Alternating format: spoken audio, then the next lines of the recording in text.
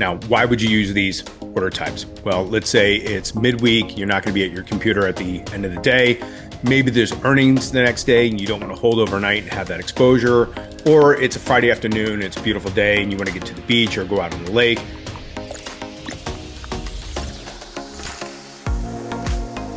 Hey, it's Stephen King from Real Life Trading. Today I'm going to cover a couple of order types that you may not be familiar with. The first is a market on close order. Now, a market on close order is going to execute at the close of the market at the price closest to the market price when the market closes. Now, how would you use this? You would use it to exit an existing position, or maybe you would just want to get into a position no matter what the price is, and you just want to execute that at market. The other one is a limit on close order, and that one you can buy or sell at a limit price at the market close, and that will execute, it will be submitted, and it will close and execute if the closing price is at or better than the price you submit. Now, with that, you could, for instance, if you were looking to add to an existing position, it would execute if you want to go long, let's say only if price was at or below this price that you specify. Or if you want to go short, then the price would be at or above the price you specify. And you can use this again to either add to an existing position, or you can use it to exit an existing position. Now, why would you use these order types? Well, let's say it's midweek, you're not going to be at your computer at the end of the day. Maybe there's earnings the next day and you don't want to hold overnight and have that exposure. Or it's a Friday afternoon, it's a beautiful day and you want to get to the beach or go out on the lake. And again, you just want to have these orders execute at the end of the day on Friday so that you're done and you're not carrying any of these positions over the weekend, or you want to get into something and you want to have it execute on Friday and hopefully get into that position before at the time of the market close. So let me give you some examples. Here you're looking at a paper trading account I have with Interactive Brokers, and I have two positions on. I have Meta and I have AMD. Now, Meta, I'm currently up a little bit on this by about, I guess $10 maybe. And then the AMD, I'm pretty much flat. Got into this earlier and I'm basically at break even. So let's say, Meta, I want to just lock in my profit. I want to get out of it. AMD's not really working and I don't want to hold that over the weekend. So I'm going to go over here to AMD and I'm going to sell. And I'm going to sell 100 shares, which is my current position. And right here under limit, I'm going to select that and it's going to be market on close, MOC. Time in force is the day. I'm just going to click submit. So that order is in place. Now, again, at the time that the market closes, that order is just going to execute. It's going to sell my 100 shares and it's going to do it at the market price at the time that the market closes. The next one is on Meta. We're just going to go here. We're going to select Meta. Again, we're going to sell 100 shares, which is the position I have. We're going to do it at a market on close. And I'm just going to, time in force is the day. I'm going to click submit. And there's that order. Okay. So I have those two orders sitting out there. Now, let's say I want to go short on Amazon. Okay. And I think next week Amazon is going to be bearish. So I want to get short and I want to do it on this Friday before the market close. So, but there's a certain price that I'm willing to pay to go short. And I need the price of Amazon to be at or above $134.85. Price that I'm specifying. So I'm going to go in here and I'm going to select Amazon. And I'm going to sell. And I'm looking to sell 100 shares.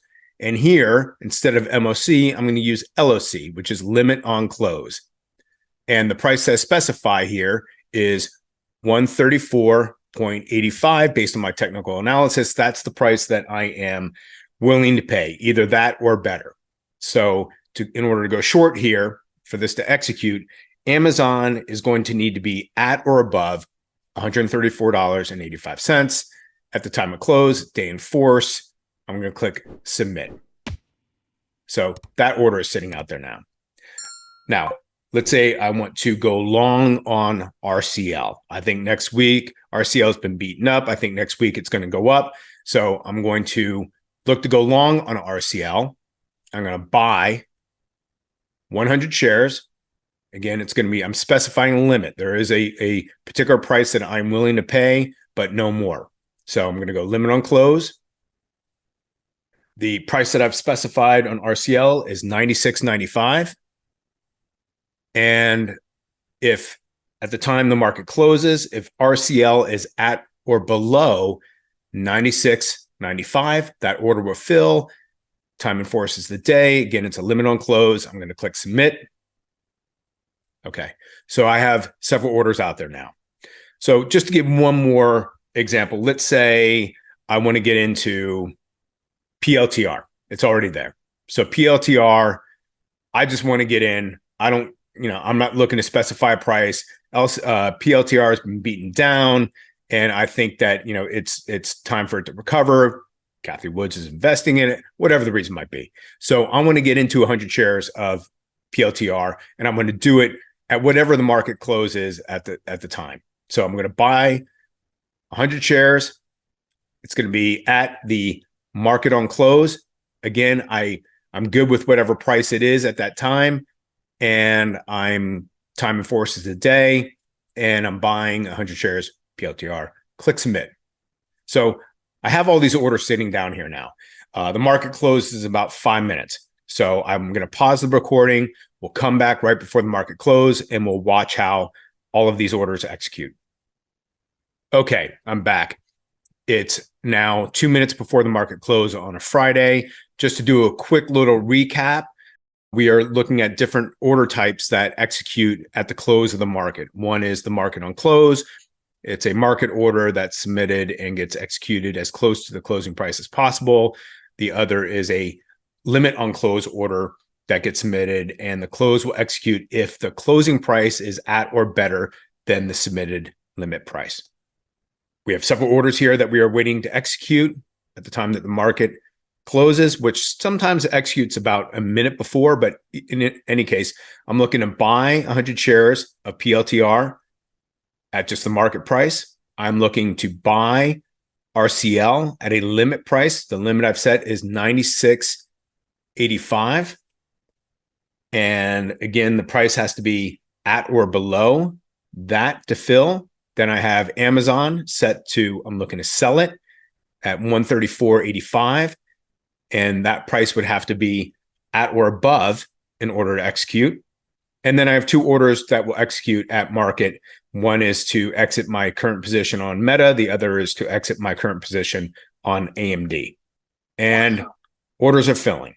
So still waiting on PLTR filled. All the market orders filled. PLTR filled, Meta, AMD.